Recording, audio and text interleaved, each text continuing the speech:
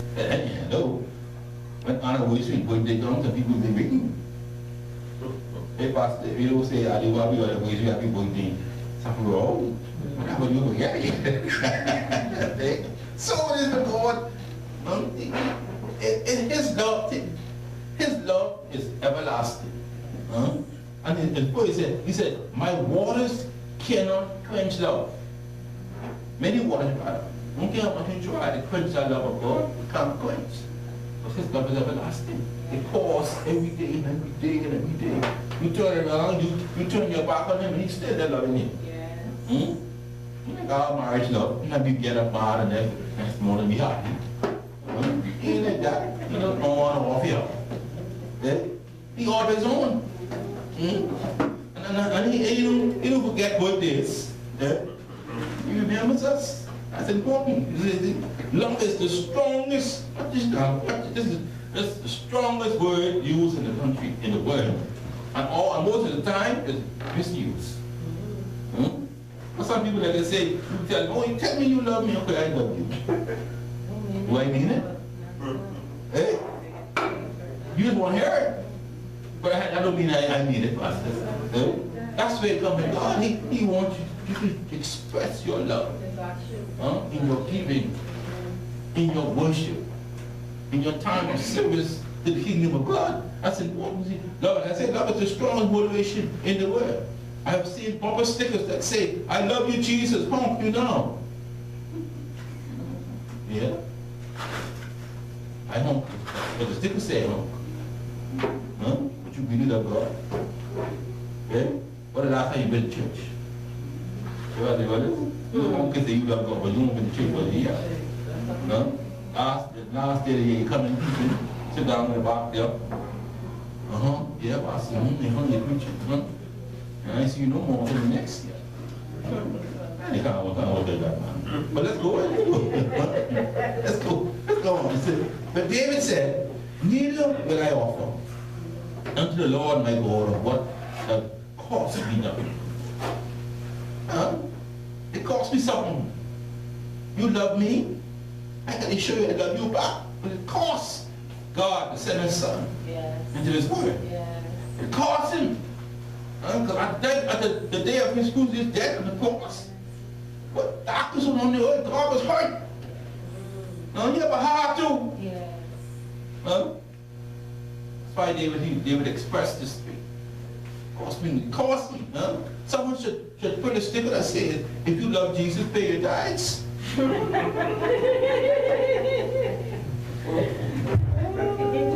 I think we can get one of that. If you love Jesus, pay your tithes. That's important. But it is go further and say, for someone who genuinely loves the Lord, the tithe is only the beginning of his giving. So the beginning, that's one part, only 10%. After that, you want your service now. You want just voice, not preaching the gospel. Talk about God. Talk about his love. That's it. Giving us just not easy. Well, it should be easy to some people, but some they make it hard. I can't give my 10, but I have bills to pay and I got this to pay. So what who don't have bills to pay? Even man who ain't working got bills. You want to pay? You know, I'm working, Master, and I borrow $20 every week from somebody. Like a Arab. If man work for a whole year, how much is this? 20 by 53. Money I owe. So don't cry for you. Everybody got bills. You ain't waking on you, but in that condition, what happened? You see coming one day. And they put the tire on. You try to get it off. You get off. But that's an important thing. He gives not only his tithe, but also an offering. Not grudgingly, not of necessity, but cheerfully. And give it in love. Like, man, God, you've been so good to me. I'm giving this 10, and even my extra 10 to offer. Sometimes your offer can be more than your tithe. Some people don't know that. But see, because of lack of knowledge. Give God 24/7. I remember one time I went on the my former bishop doing church. I gave this pastor $20. He said, "Yo, you want some change?" I said, "No." I gave that man offering you out for a friend. What? Yeah. Well, Bishop, you got a good gift in you. I said, "What you mean?" That's how I used to operate, Pastor. I still do it today. I don't think I have $1. If I didn't, that's all I have, but I have $1. But I'm going out to give offer, I use $20. Right. That's what I can afford. And you ask me for a special one, twist my hand the other night, and I give me for the $50 back. You don't think that's nothing, you give it with love. That's important. But let's go on. I'll pick one. I pay tithes to fulfill an obligation. I pay tithes to fulfill an obligation. Let's go in the scripture. Matthew 22. He said, you pay tithes. These are you who have done, and not to leave the other undone. This is an important part of us. It's important. It's how you own it. Don't need nothing else. Jesus did not criticize the Pharisees and the Pharisees. He did not criticize the Pharisees for paying tithes. He condemned them. He said it was something they ought to have done. Some give it because it's under the law. Under the law, we give this. But they came worship. They came with hard, I think I should do this again. Okay? I will not do this. They don't come with willing spirit. That's how some church books are. They come, it's budget. See, the word ought to be expressive obligation or duty. It is one of the greatest words in the English language. To pay tithe is something every Christian ought to do. The word ought to have three meanings. Obligation or duty, as in, he ought to pay his debts. That's important. Pay your debts. Desirably, as in, you ought to eat more slowly. Or an expectancy or probability. I ought to be true. That's what I do. I gotta be true in this. Come on, this. Pastor Rollins comes and says, "Well, you come welcome for you one time." And here, she's there, and feed that. Think that. But if it ain't true, yeah, it will perish. And the destiny come in your way. You enjoy each of these, it is important, it is desirable for us to pay tithes. We expect to pay tithes, and it is the duty to pay. It is our duty. What all we call here. We still need to go come into the church. Well, how do you expect to get something and you put up in the stores? He said, pay so that will be meat in your house, in the house when you go.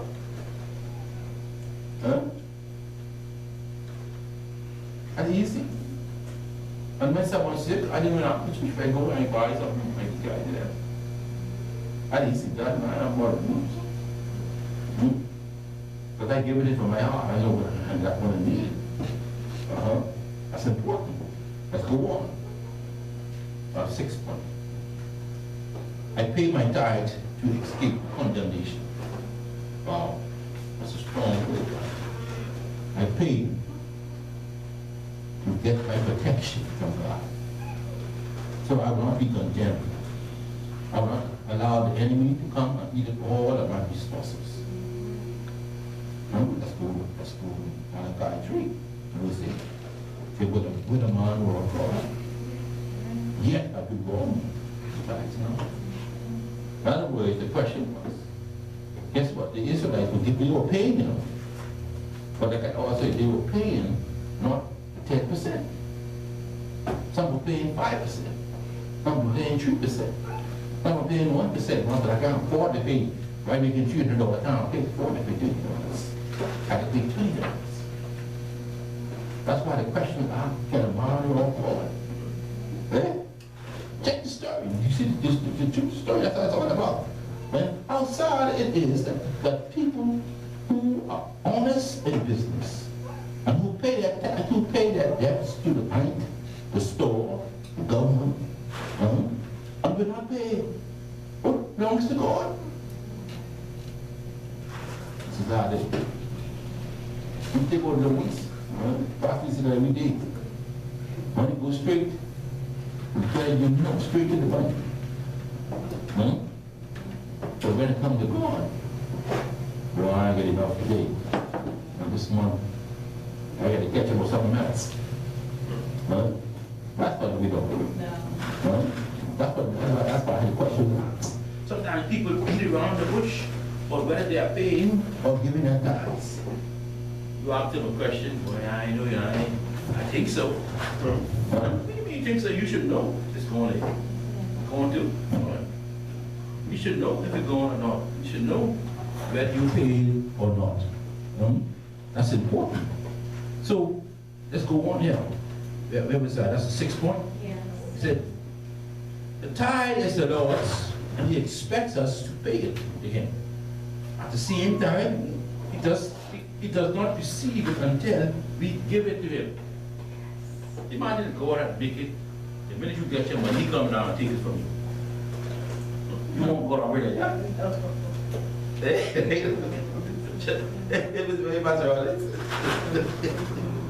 But he want you to come and bring it. You could do that. You got a bank in heaven. He said, there be treasures in heaven. That's important. You got your own bank set up. The tithe is important. He does not give us the authority to use his tithes for other purposes. Not in your authority. Take out your 10. You got mortgage, you got rent. Pay that afterwards. Put God on your side. That's important. That's important. But we have the power to spend it as long as it's in our heart. Nevertheless, a person is condemned if he spends God's own. The 10, that's God's. You will spend the rest, that's yours. Let's go on. I pay tithes to help spread the gospel. A couple of scriptures. You have First Corinthians 9:14. He said, so had the Lord ordained that they which preach the gospel shall live of the gospel. First Corinthians 1:21. He said, God has ordained for people to be saved by the preaching of the gospel. Next one, Romans 10:14. How shall they hear without a preacher? They need a preacher. I'm not talking about these brothers that move. The minute they say God, one prophet died to them. God called you to be pastor. Tomorrow, decide the clothes you should. Put no call them. Traffic letter of resignation to their job. Look at run for building the rent. Say God called me full time. What like that? You have to strive to grow and to be taught. It's true in the Bible. Joshua learned from who? Moses. Timothy learned from who? Paul.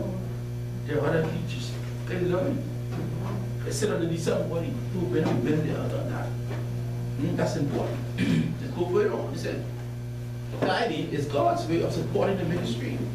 In the Old Testament, the Levites and the priests, when God ministers to the nation of Israel, they were supported by what? Tithes. They never used to wait. But guess what? Even when they give their tithes, they give a 10th of their tithe.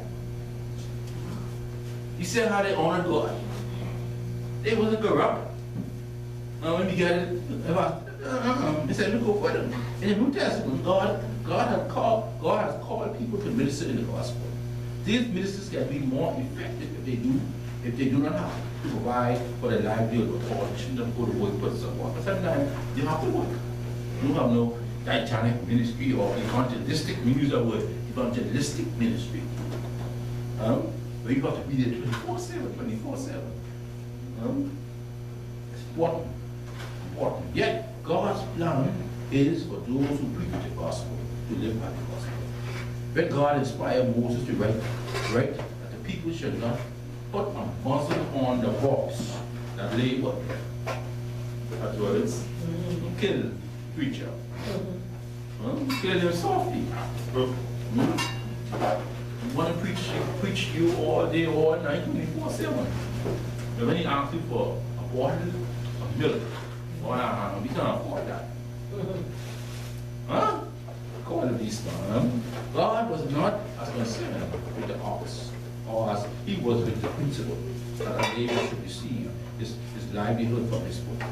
The application of this principle is that the minister of the gospel should earn his living from ministry. If you can provide for us. That's what we don't be fooled. Well, you're paying rent $1,500 and you want a salary of $1,000. That's $5,500 right there. Think some of the minutes you could afford that? No. You can't. The people don't give. That's it on New Year's Eve. They have $25 in their pocket. On their way to church, they talk to every number of race. Right? And when they reach the church, then they have $3-4. Then they will say, oh, let me give God something. It's too late. You give God the least and the worst gift. Huh? You wasting Cain. Because your heart wasn't there. You used to talk about God when you get go. Well, let me have $25, let me give God 15. It's important. It's important. Tithing can help spread the gospel. On 8, get there. I pay tithes to avoid the voice. Yes, that's right. If you don't, Malachi 3:9 said, you are cursed with a voice. You go of God. Huh? Cursed with a voice. What does that mean? You just cursed me. I accept that. But you curse with a voice. And only God can do that. Man can't curse me. They can try as much as they want. Because fresh water and salt water can't come with this mouth. Same thing with blessings. You can't bless me one day and curse me the next day. Only God can do that. You could try as much as you want. No? That's why it's important. Give so that you will now have curse on your life. And even on your children. You sow a protection on them. So that they will be blessed up. You wonder why, like I said on last week, if I could go, I'm not even paid a 5% for 2 children like that in college. I don't know what tuition is. Pastor Amy, God bless you. You open up a way up. But now you wonder about God, how you made this happen. You're stressing out. God already made it happen. Because you already saw it. That's why I said, 2016, I tell everyone, whatever you have, me, I'm taking it. 2017, just see it. I take whatever you have to give me.